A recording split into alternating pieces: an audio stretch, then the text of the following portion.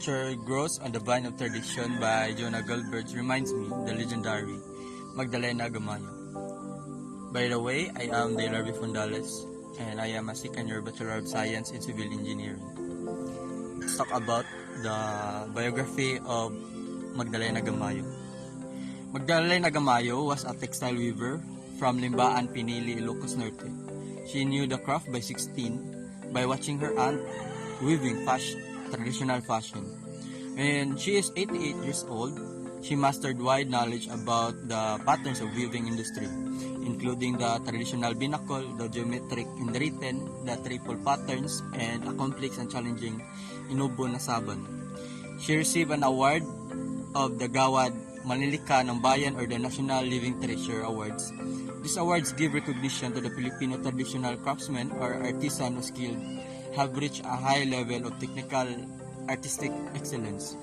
The Gawad Manlilika ng Bayan in 1992 was made to inspire the people and nation with the health and wealth in tradition and the accomplishment of its people in traditional arts. So what are the major contributions of Magdalena to Philippine arts? Magdalena Gamayo became a master in her craft and considered as the most distinguished weaver in today's time. One of her designs employs a difficult weaving technique called pinilian, meaning partially. The weave produces a unique pattern that resembles a string of flowers, thus its name, Inubon Asabong.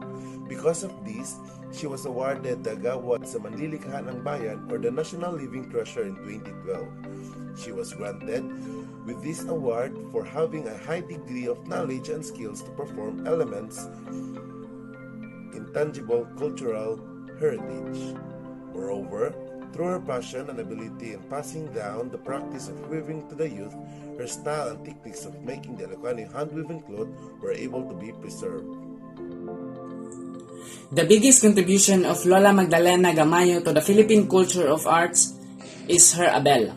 Abel weaving tradition involving weaving or making designs which consists of products like hand towels, curtains, blankets, placemats, table runners or dress materials, and now face masks. It's way back in 2012, the NCCA or the National Commission of Culture of Arts honored Magdalena Gamayo as the National Living Treasure, Gawad ng Manlilikha ng Bayan because of her abel weaving tradition. She is a master on her own masterpiece, which can prove according to the articles I saw written by Joanna Diaz Sabado. She stated there that Gamayo's handiworks are finest, most abel, which is her blankets.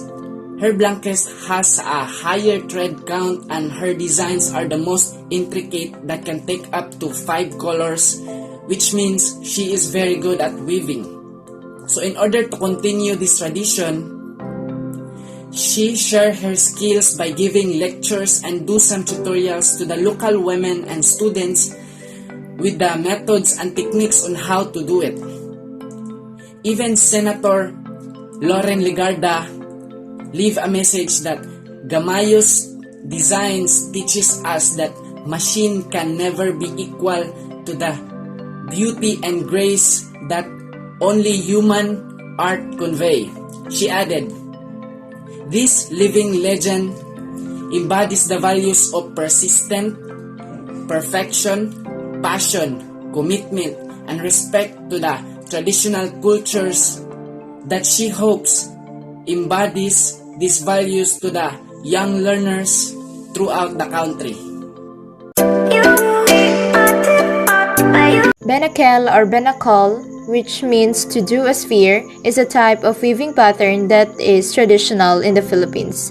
This pattern is consisting entirely of straight lines, are woven as to create the illusion of volumes and curves. A sense of motion is also sought.